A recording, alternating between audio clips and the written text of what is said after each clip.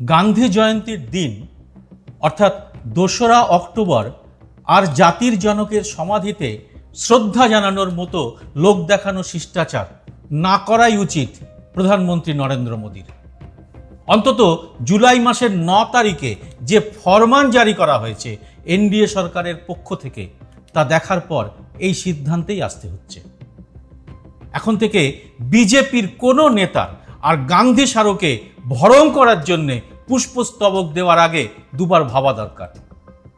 কেন বলছি এই কথা? সম্প্রতি কেন্দ্রের তরফে ঘোষণা করা হয়েছে এবার থেকে সরকারি কর্মচারীদের আর খোলাখুলি আরএসএস এর কাজ করার জন্য কোনো বাধা থাকবে না।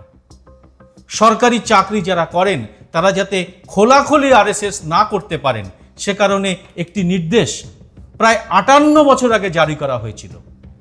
অবশেষে সেই নির্দেশকে তুলে নিল মোদী সরকার। কিন্তু কেন তা তুলে নেওয়া হলো? আগের সিদ্ধান্তটা কি ভুল ছিল, না এখন আরএসএস পাল্টে গেছে? তা যদি হয়, গত ১০ বছরে মোদী এই সিদ্ধান্ত নেননি কেন? আজকের এই এপিসোডে এই ঐতিহাসিক সিদ্ধান্ত নিয়ে বিশ্লেষণ করব আর জানাবো এতে কি হতে পারে দেশের চেহারাটা, কত বড় বিপদ আসতে চলেছে দেশের সামনে। ভিডিওটি শেষ পর্যন্ত দেখে ভালো লাগলে লাইক ও শেয়ার করে ছড়িয়ে দেবেন আরও মানুষের কাছে।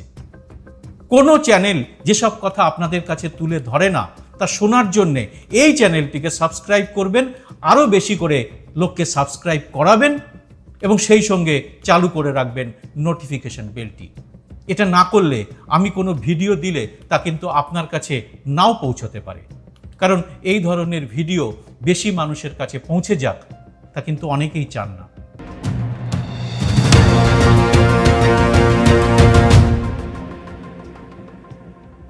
নমস্কার, সবাইকে স্বাগত। আমি সুব্রত বসু। গান্ধীজির হত্যার পরে সর্দার প্যাটেল ১৯৪৮ সালে আরএসএসকে নিষিদ্ধ সংগঠন হিসেবে ঘোষণা করেছিলেন। মানে সোজা কথায় আরএসএসকে ব্যান করেন সর্দার প্যাটেল। তারপরে ভালো কাজ করার স্তোক বাক্য দিয়েছিল আরএসএস, তার উপর ভিত্তি করে সেই নিষেধাজ্ঞা তুলে নেওয়া হয়। গত ৪ জুনের লোকসভা নির্বাচনের ফলাফল প্রকাশের পরে ভারতের প্রধানমন্ত্রী নরেন্দ্র মোদী এবং আরএসএস এর মধ্যে সম্পর্ক তলানিতে গিয়ে থাকে। মোদীর কট্টর সমালোচনা শুরু করেন আরএসএস এর প্রধান মোহন ভাগবত এবং সংঘের শীর্ষ নেতারা। মোদী কমজোরি হয়ে পড়ায় তার উপর চাপ বাড়াতে থাকে আরএসএস। এরপরেই গত ৯ জুলাই সরকারি কর্মীদের নিয়ে এই ৫৮ বছরের পুরনো নিষেধাজ্ঞা তুলে নিল মোদী সরকার। এই নিষেধাজ্ঞা কিন্তু অটল বিহারী বাজপেয়ীর আমলেও বহাল ছিল।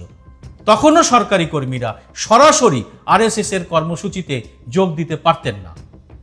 তাহলে কি আরএসএসকে তুষ্ট করতেই মোদী সরকারের এই উদ্যোগ? নিজের রাজনৈতিক রুচি অনুযায়ী বিজেপির আইটি সেলের প্রধান অমিত মালবিয়া ওই নথি সোশ্যাল মিডিয়ায় শেয়ার করে জানিয়েছেন ৫৮ বছর আগের অসাংবিধানিক একটি নিষেধাজ্ঞা অবশেষে তুলে নিল মোদী সরকার। কংগ্রেস নেতা জয়রাম রমেশের দাবি, আরএসএস এর মূল দপ্তর নাগপুরে সংঘের নেতারা কোনোদিন জাতীয় পতাকা উত্তোলন করেননি, অথচ বিজেপি স্বাধীনতার অমৃতকাল নিয়ে বিরাট বাগাড়ম্বর করে দেশজোড়া উৎসব করছে।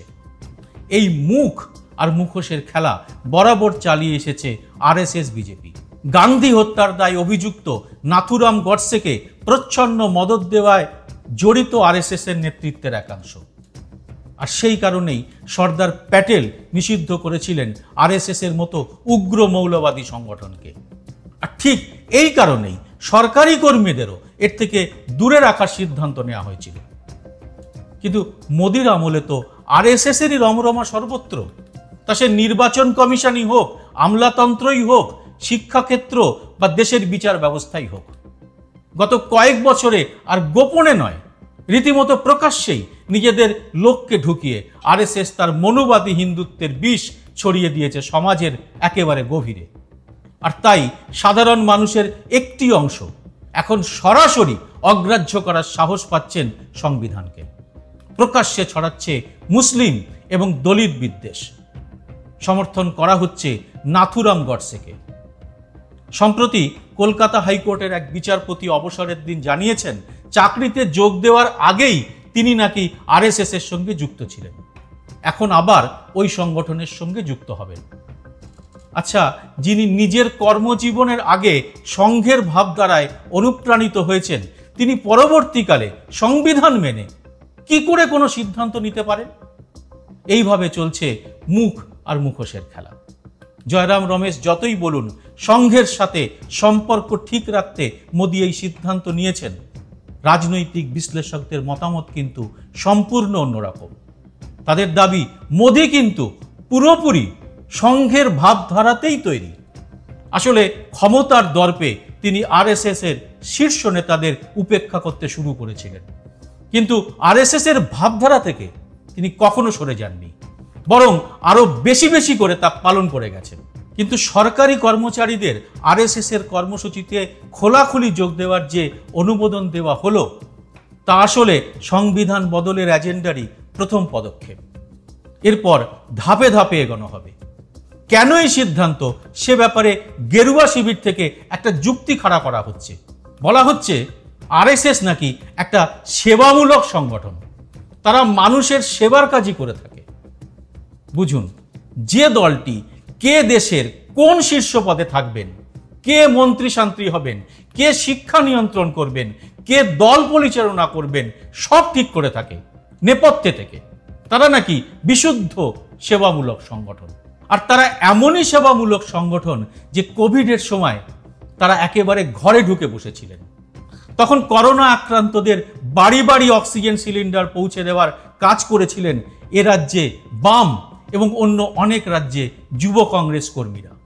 আমরা তো বাংলাতে দেখেইছি কিভাবে রেড ভলেন্টিয়ার নামের বামপন্থী ছাত্র যুবরা বাড়ি বাড়ি খাবার, ওষুধ, অক্সিজেন সিলিন্ডার পৌঁছে দেওয়া বা আর্তদের সাহায্য করার কাজ করেছিল। এমনকি বলিউডের অভিনেতা সোনু সুদকেও নিজের গাঁটের কড়ি খরচ করে সেবা করতে দেখা গেছে। তখন কোথায় ছিল এই সেবামূলক সংগঠন? আসলে এদের সেবামূলক কাজ হচ্ছে নিজেদের গোপন সংগঠনকে একটা সুন্দর মোড়ক দেওয়ার প্রক্রিয়া, আর নিজেদের চূড়ান্ত গোপনীয়তার আড়ালে রেখে প্রবল বিদ্বেষ বিষ ছড়িয়ে যাওয়া। ভাবলে অবাক হবেন, এই সংগঠনের সদস্যদের রেজিস্টার রাখা, অডিট করা কিছুই করতে হয় না। পুরো একটা গোপন সংগঠনের মতো কাজ করে আরএসএস। এই সংগঠন থেকে বেরিয়ে পরে অনেকেই এর বিদ্বেষমূলক কাজের কথা প্রকাশ্যেও এনেছেন। সমাজ মাধ্যমে সে ভিডিও পাবেন। আমি আমার জীবনের প্রায় 20টা বছর, 2 দশক অত্যন্ত মূল্যবান আমি নষ্ট করেছি জঙ্গি, উগ্রপন্থী, ধর্মান্ধ, বিজ্ঞান বিরোধী, প্রাগৈতিহাসিক, নারী স্বাধীনতা বিরোধী, দলিত বিরোধী একটা মনুবাদী ভয়ঙ্কর জঙ্গি সংগঠনের সঙ্গে কাটিয়ে। তার জন্য আমি অনুতপ্ত, লজ্জিত। কিন্তু আমি বেরিয়ে চলে এসেছি আজ থেকে 40 বছর আগে। নেতাজি সুভাষ, তার কি বীরত্ব, তার কি লড়াই! গান্ধীর সত্যাগ্রহ আন্দোলন, গান্ধীর ভারত ছাড়ো আন্দোলন, আরএসএস সম্পূর্ণভাবে তার বিরোধী ছিল। আরএসএস এর সেই সময়কার গোলওয়ালকার আর সাভারকার, শ্যামাপ্রসাদ, এরা ভারত ছাড়ো আন্দোলনের বিরোধী ছিল। এরা শ্যামাপ্রসাদ এবং সাভারকার ব্রিটিশ সরকারকে চিঠি দিয়েছিল যে তোমরা ভারত ছাড়ো আন্দোলন যে কোনো মূল্যে বন্ধ করো, আমরা তোমাদের সঙ্গে আছি। এই হচ্ছে আরএসএস, এই হচ্ছে হিন্দু মহাসভা, এই হচ্ছে শ্যামাপ্রসাদ, এই হচ্ছে সাভারকার। এসব আমি নিজের চোখে দেখেছি। আজকে আর আরএসএস এর আরেকটা কথা বলে শেষ করছি। আরএসএস এর শাখায় কোনোদিনও জাতীয় পতাকা উত্তোলিত হতে দেখিনি, কোনোদিনও জাতীয় সঙ্গীত গাইতে শুনিনি।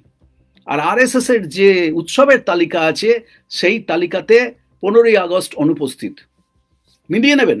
আমার সমস্ত ক্লাস, আমার সমস্ত আলোচনা আপনাদের কাছে প্রকাশ্যে ওপেন চ্যালেঞ্জ, যে আপনারা নিজেরা মিলিয়ে দেখবেন। যদি কোনো মিথ্যে কথা বলে থাকি, ভুল হয়ে থাকতে পারে, কিন্তু যদি আমি জেনে শুনে কোনো মিথ্যে কথা বলে থাকি আমাকে জানাবেন। কিন্তু প্রশ্ন হচ্ছে, সরকারি কর্মচারীদের আরএসএস এর হয়ে এই খুলেআম কাজ করতে দেওয়ার পেছনে কি কোনো পরিকল্পনা রয়েছে? সিঁদুরে মেঘ দেখা সমাজতত্ত্বের বিশেষজ্ঞরা বলছেন, এক অংশের মানুষের প্রবণতাই হচ্ছে সরকারে যারা গদিতে আছে তাদের খিদমত করে নিজেদের আখের গোছানো। এতে সাধারণ মানুষের ক্ষতি করতেও তারা পিছপা হয় না। সরকারি কর্মচারীদের সংঘের সাথে যুক্ত করার পরে ঠিক তাই হবে। আর এতে ভয়ঙ্কর ক্ষতি হবে সাধারণ মানুষের। আনুষ্ঠানিকভাবে দেশে এই আইন এখন চালু আছে যে সরকারি কর্মচারীরা কোনো রাজনৈতিক দলের সঙ্গে যুক্ত থাকতে পারবে না, কিন্তু আরএসএসকে সেবামূলক সংগঠন হিসেবে দেখানো হচ্ছে।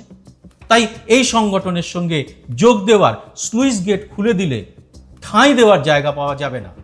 ধান্দাবাজরা হুড়ুর করে আরএসএস এর জামা গায়ে গলিয়ে নেবে, আর তার ফলে আরও বেশি করে ঘৃণা এবং হিংসার রাজনীতি ছড়িয়ে দেওয়া যাবে। দেশ আরও রসাতলে যাবে। কেউ আর কথা বলবে না গান্ধী হত্যাকারী নাথুরাম গডসে 100% প্রভাবিত ছিল ওই ধর্মীয় বিদ্বেষ ভাবনায়। দেশ আরও উত্তপ্ত হয়ে উঠবে দাঙ্গা এবং বিভাজনের রাজনীতিতে। বিপদটা কিন্তু এখানেই। আরও একটু ব্যাখ্যা করে বলা যায়, সরকারি কর্মচারীদের আওতায় রাজ্য পুলিশ বা আইপিএস আইএএস অফিসাররাও পড়েন।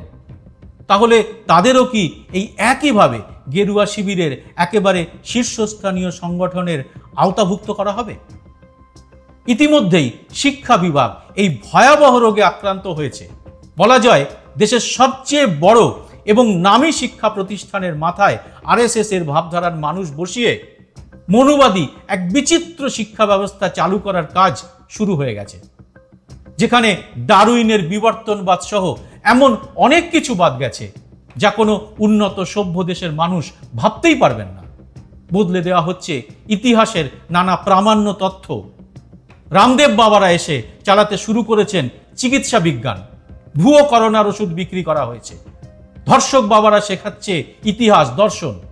তারপর যদি আইন শৃঙ্খলা রক্ষার বাহিনী আর প্রশাসনের মধ্যেও সরকারি শিলমোহর দিয়ে ছড়িয়ে দেওয়া যায় এই ভাবধারা, তাহলে তো দেশের ঘরে ঘরে তৈরি করা যাবে মহামূর্খ গোরক্ষক বাহিনী, আর অনায়াসে চালানো যাবে বিদ্বেষ বিষ। দেশ চলবে মার মার কাট কাট করে। দলিতদের গায়ে পেচ্ছাপ করার মতো ঘটনা আরো দেখতে হবে। আর মানুষের ভরসার জায়গা ন্যায়ালয়েরও হাল হবে তাই।